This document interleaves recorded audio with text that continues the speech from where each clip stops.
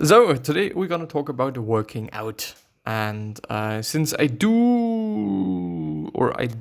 find a new passion for working out actually kind of today, some sort of pretty interesting thing. But we're gonna talk about hypertrophy training, which means just gaining muscle and muscle size, not necessarily strength training. There is some differences, and there is some differences in how you work out and all of these things, but all the links that I'm going to go through, or the websites I'm going to go through, are going to be down in the description. I can't talk today. They're going to be in the description and or in the show notes as well if you're on a podcast. So I'm on the renaissanceperiodization.com, I guess, site, which is by Dr. Mike Israetel and a bunch of other guys, but he's probably like the most known guy in this team there, I would say, at least just as far as I know and as far as I have seen it. I don't necessarily think that I'm going to go through everything. For example, forearms is not that of an interesting thing for me, whereas triceps, abs, back, chest, and biceps is just definitely relevant. So I think even though he also says that in the very beginning, starting now, each muscle group guide will be replaced approximately every 2 weeks. These updates to each guide involve massive expansions to training volume recommendations, loading recommendations, and multiple brand new sections on rest time and training modality guidelines. So something to consider. Maybe in 2 weeks there's going to be another video, but up to this point, I'm going to go through this because I believe just going through this is going to be way better than going through nothing. So let's actually see. Let's go through triceps first. I don't actually know why, but let's go through triceps first. The following are some helpful tips for your triceps training, and please note that these are average based on our personal training experience and that occurred through training thousands of clients over the course of many years. The recommendations here should be food for thought or places to start, and not dogmatic scriptures to follow to the letter, which I think is very important because some things are going to work for you and some things are not going to work for you. Everything is sectored into or categorized into MV, which is maintenance volume, MEV, which is minimum effective volume, and MAV, which is maximum adaptive volume, and then as well MRV, which is the maximum recoverable volume. And I'm just going to, it is a little bit of a difficult thing because it is a really long article, so I'm not going to go through everything, but I'm going to go through the most important data, I would say, or what I believe is the most important data, which is especially like the first few bits. So maintenance volume, which means maintaining your muscle size and or weight. So the amount of muscle you have on your body, this is what you need to do to maintain this. Perhaps around 4 sets per week are needed for triceps, to maintain tricep size for experienced trainers. And that is on top of the pressing from chest work. So it's just not only bench press, and you're done for your just triceps workout. No, it's not the case. We recommend 2 weekly sessions for maintenance, so that there's 2 sets per session, but you can probably get away with 1 weekly tricep session for 4 sets and still maintain in an isocaloric state so long as you do some chest pressing later the week and can do up to 3 sessions at 1 to 2 sets each as well. Then minimum effective volume, which means that using this, you're going to grow muscle. It's going to be the minimum amount of work that you have to do for just getting some results. The results are not going to be massive, but you're going to get some. Most intermediate advanced lifters need at least 6 sets of direct triceps work per week to make gains, and for some is even more than that. This is on top of normal chest pressing. If you're training twice a week, that is about 3 sets per session. It is about 2 sets per session for 3 times training, and 1 to 2 sets for 4 times training, and 1 set or so for 5 times or 6 times training. Then the maximum adaptive volume. The maximum adaptive volume of a single session of any trained muscle group is still speculative, but research suggests it's probably no lower than 4 working sets per session and no higher than 12 working sets per session in most intermediates.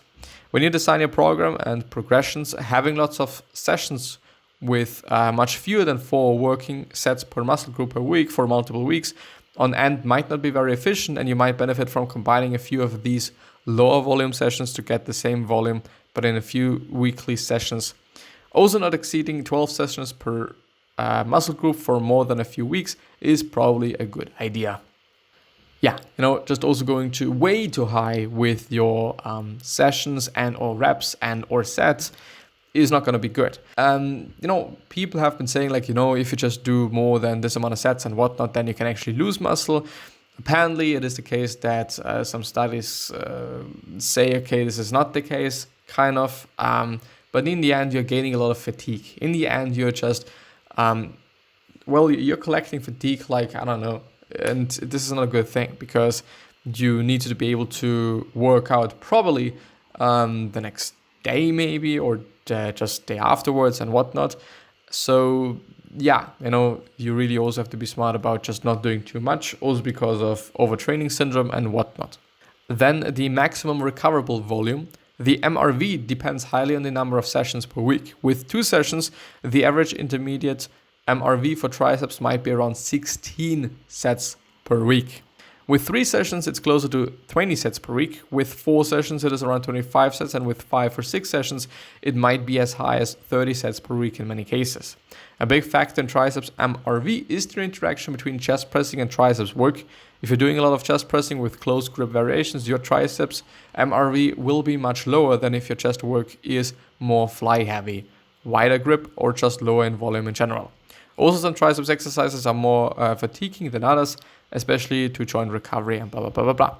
And you might also be able to get up to 30 sets of cable triceps pushdowns or overhead double extensions per week, but you're highly unlikely to survive that many sets of dips. Exercises. The triceps are heavily evolved in chest, and I do not find suggestions for reps. Let's go through variations then. I don't know if I'm actually able to go through that many things. I would have liked to go through triceps, biceps. Maybe the next time I'm only going to read the numbers. Within a training session, we recommend including between 1 to 3 different triceps exercises, but no more than, in most cases, as doing more than 3 triceps movements in one session is likely just a needless burning of potential exercise variations you can save for later mesocycles, which means that if you unnecessarily do a lot of exercises that are stimulating your muscle, you basically kind of prevent yourself further, in the future to get a great stimulus, by changing the exercise, by doing something else, by whatnot. So don't do just as many exercises, which is, by the way, something that I tended to do. Indeed, supersetting everything, and therefore then also, which per se is apparently not that good for hypertrophy or hypertrophy or whatever. Apparently, but I can't tell. So yeah. Anyway, within a single week or a microcycle of training, we recommend between 2 and 5 different triceps exercises. For example, if you train triceps 3 times a week, you can do a heavy barbell overhead extension on one day, a lighter barbell overhead extension on the next day, and a cable pushdowns version on the last day for 2 total exercises in a week. On the other hand, if you train triceps 6 times a week, you might want to choose, though you don't have to choose, as many as 5 different exercises, with only one of them repeated in a heavier, lighter arrangement, because you want to keep exercise variations fresh for when you need to change exercises. Yes, very important. I'm going to skip a bit. Every week of triceps training should probably include at least 1 isolation exercise, push downs or skull crushers, for example, and 1 compound exercise, dips, for example. For the triceps, every few mesos, most lifters should have at least 1 exercise from the compound category, like dips, for example, and the horizontal or standing extension categories, skull crushers and push downs, for example, and the overhead extension, blah, blah, blah, blah, blah. Lastly, how do you know when it is time to switch out a given exercise from your rotation to another exercise in your list of effective choices? The decision is based on answering just a few questions about the exercise you're currently using. Are you still making gains in rep strength on the exercise? Is the exercise causing any aches or pains that are connective tissue related? And are these getting worse with each week or accumulating over multiple weeks? Is there a phase you need for the exercise to change? In other words, is the exercise appropriate for the rep range you're trying to use it for? Example, dips sets of 25 might just tire out your forearms and bother your wrists, but cable pushdowns for 25 pump up your triceps as intended. The fourth question, are you getting a good mind-muscle connection on the exercise, or is it feeling stale and annoying to you? Range of motion, loading. In general, like all muscles, the triceps benefits from weights in the 30 to 85 1 RM range, which is 1 rep maximum. Which in many people roughly translates to a weight that results in between 5 and 13 reps on a first set taken to failure. We can split this range into heavy 5 to 10, moderate 10 to 20, and light 20 to 30 categories, as there are trade-offs to make between all of them. The first point on loading is that the triceps, like most muscles, seem to benefit from some training in all three of the rep ranges listed above, because the moderate 10 to 20 rep range often offers the best trade-off between stimulus, fatigue, injury risk, and slow, fast fiber specificity and whatnot. So apparently for the triceps you can do a bit more, and I have stated around 17 reps, just because this is when I got a pretty good pump. But I do think that I might be changing my triceps exercises. And I'm also going to change to not using supersets all the time. Even though it is very time efficient, even though I don't know, like, it is a difficult thing.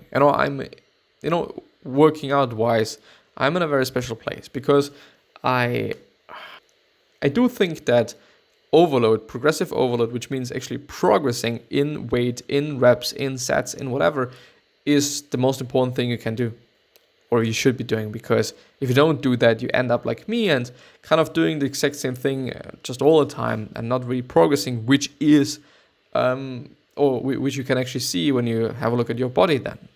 In times where I've actually been really focusing on progressing and always getting better and always just doing more, which, ended up and in just actually feeling pretty bad. But I just looked very good. Very, very good. Insanely good indeed, I would say. But yeah, and also progression and doing more than last week is definitely a good idea. Period. So there's a little bit of a plan, and I think this is going to be the last thing for the triceps, and we're going to go through chest, I guess. Maybe the next episode is going to be about biceps and back or something. You're going to have four sets of presses, 5 to 10 reps on Monday. Then on Wednesday, you're going to have overhead extensions, 3 sets of 10 to 20 reps. Then also going to have dips, 3 sets of 10 to 20. And then on Friday, you're going to have push downs, 4 sets of 20 to 30 reps. So that you indeed actually have all the 3 variations or ranges of repetitions in your workout, which actually just really makes sense, to really be honest. Rest times.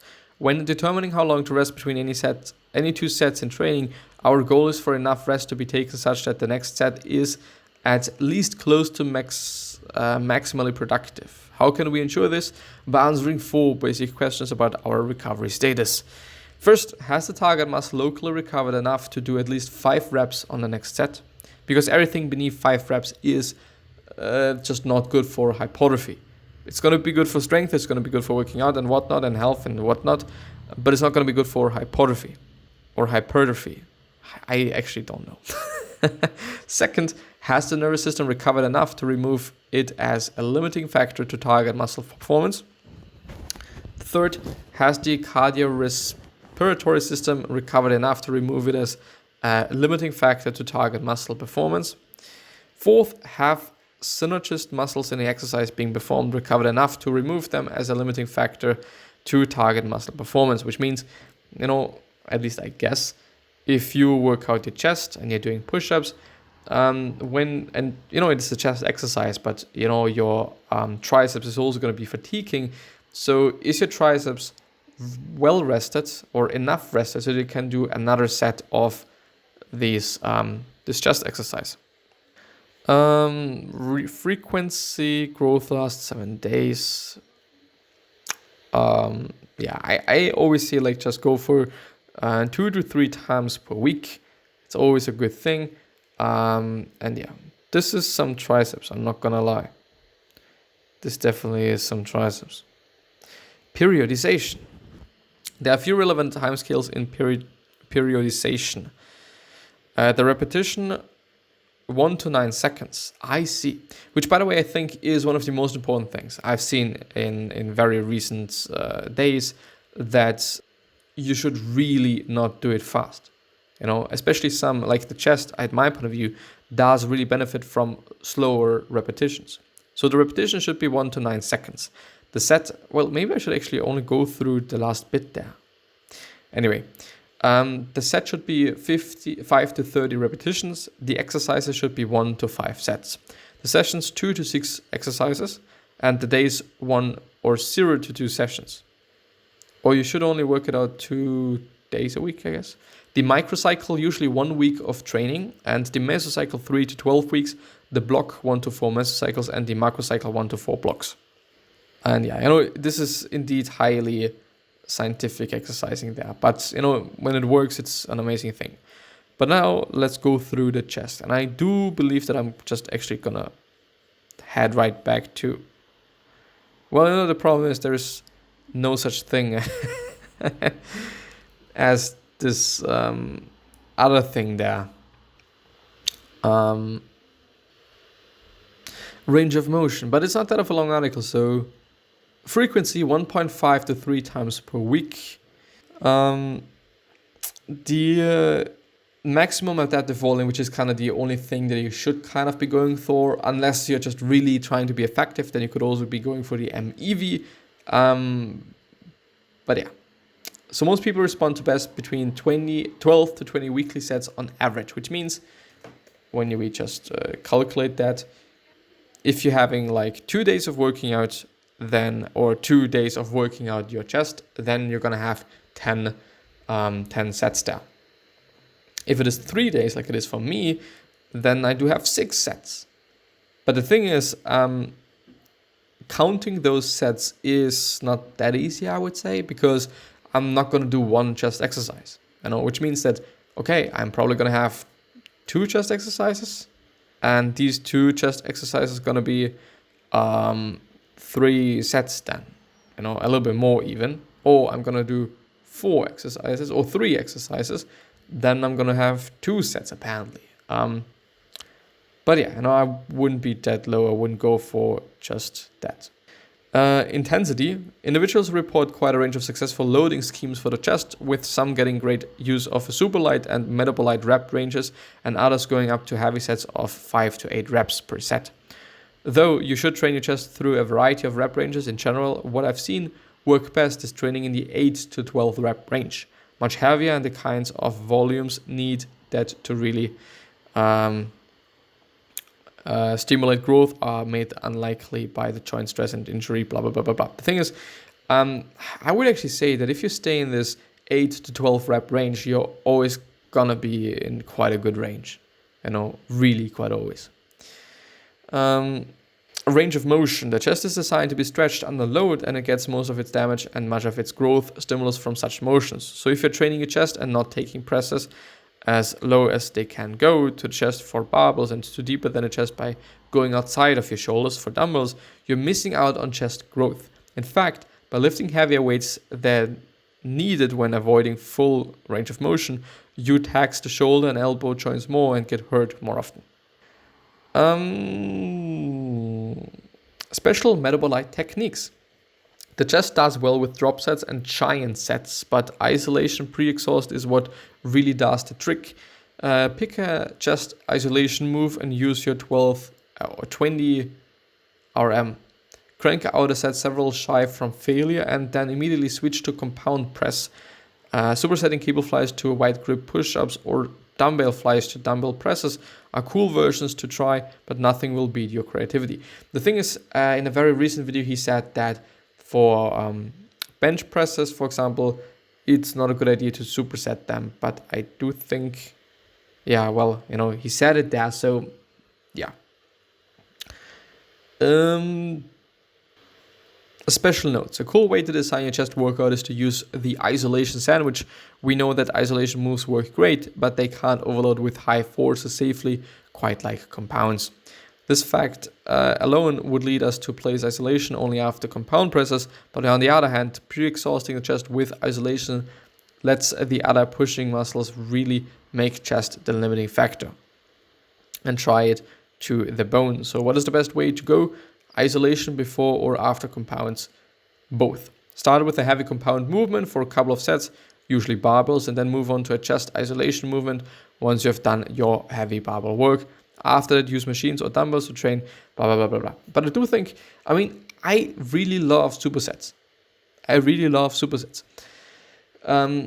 Yeah, of course, it might totally be the case that I kind of should be using them in a different way. Maybe I'm actually going to do it in that way. The thing is, most often it's not working for me that well when I'm doing like, when I'm doing like just not supersetting, like straight sets as they call it apparently. But yeah, let's go through this little training program. Week 1, Monday and Thursday. On Monday, you're going to have barbell bench press, 155 pounds, 4 sets of 8 cable, 4 sets of 8. Then you're going to have cable flies, 4 sets of 12. Then on Thursday, you're going to have incline close grip press, 135 pounds, 4 sets of 10. And wide grip push-ups, 50 total with 30 seconds rest between sets. I see. I just thought, I do quite, it's actually not that much, but if you just take an account that you should really be doing the exercise properly, which is something that I've always been quote unquote struggling with, then yeah. So maybe I'm gonna try out not to superset things. At least not in. Well, I don't know. Like I would actually like to try this flies and compound movement, which is going to be a push-up for me, a weighted push-up. But yeah, anyway. Do I have some time left? Let's go through the back as well, I would say, or biceps. What is more interesting, back or biceps? Let's go for back. No, let's actually indeed go for abs. Fuck back. Let's go for abs. Which was updated on December 2019. Is that like the section on the very bottom? Which I tremendously like. Yes, it is. And the repetition should be 1 to 9 seconds. I do once again want to say that these are some abs, I'm not gonna lie. That I really like slower movements. The sets should be 5 to 30 repetitions. The exercise 1 to 5 sets. The session 2 to 6 exercises. Well, it's basically kind of the same. Quite always. So maybe something to keep in mind is 1 to 9 seconds. 1. Well, 1 second is actually quite. I would like to see the repetition. Frequency, rest times. Well, there is a little bit of a plan there. So on Monday, you're going to have modified candlesticks, 3 sets of 5 to 10 reps. On Wednesday, you're going to have reaching sit-ups, 6 sets of 10 to 20. And on Friday, you're going to have hanging knee raises, 3 sets of 20 to 30. Maybe, I just think about it. I do like to add quite a lot of exercises into my plan. So maybe it does make sense for me to, go relatively heavy. Well, I think I'm going to do that. Going relatively heavy with those compound exercises. I'm going to make myself a plan, yeah. Which means for me, just as I'm thinking about it, maybe you can benefit from that. I'm going to do first of all push-ups. These are going to be heavy because I can make them really heavy. The next exercise then would be, well, I think it would then actually be, if I'm supersetting or not, it would be a triceps exercise. Also a heavy one, which is going to be skull crushers, but the bodyweight version of it. Then the next exercise would be slightly lighter flies, I guess. Or is it? It's difficult to tell, because what would then be the last exercise, for the chest? What is? Oh well, Now I think it would be dips and then flies, and yeah, I think this is good. Having very heavy push-up, then triceps, also relatively heavy. To just kind of being in the 12 rep range, and then once again some other triceps exercise, so that I'm having like 3 different chest exercises, which is going to be the normal push-up, which is going to be the dip then, which is going to be not that heavy, but in the 10 to 20. And then I'm going to have the flies, which could be quite good. And I'm having... But the problem is I always like to really work out the whole muscle, like just, the upper part, the lower part, and just the midsection when I just think about the chest. So, it's difficult. It's difficult, but especially because I always work out like chest and back, But if I'm not supersetting it, it might also be the case that I'm not even able to do so, because 8 reps chest. Yeah, I'm going to think about it. So I do hope that I've been able to just share some information with you that is of importance. And start working out. It's a cool thing. You're going to feel better. You're going to feel confident. You're going to feel amazing. And I wish you best health of happiness and all success, and also hope that you're going to remind yourself you're going to be remembered. Basically means your legacy, basically means just being a nice person, then being remembered as a nice person, which is a pretty fucking cool thing as well. 3 other questions that I have you are: why are you here? What are you trying to change, and what's bothering you the most? These 3 questions hopefully going to show you your purpose, maybe even a business idea, which is a pretty fucking cool thing. One last question that I'm having you is: what could you essentially say to another person that is indeed going to change their life? I do have to be a bit faster. I should really be, because I'm not having that much time left, as I just see. And but by the way, I don't actually know if it makes sense in a workout to differentiate in terms of the rep ranges, but I don't know. I think I'm going to try it out. The problem is, when you just don't like to work out, you need to change up some things. And I do think having some heavier work and some lighter work is a great thing. And the thing that I hate the most is when you work out and it doesn't necessarily feel like you're doing something. It feels like you're wasting your time. Bye-bye. I wish you the best. Please stay healthy and safe, you and your family and everyone else. Bye-bye.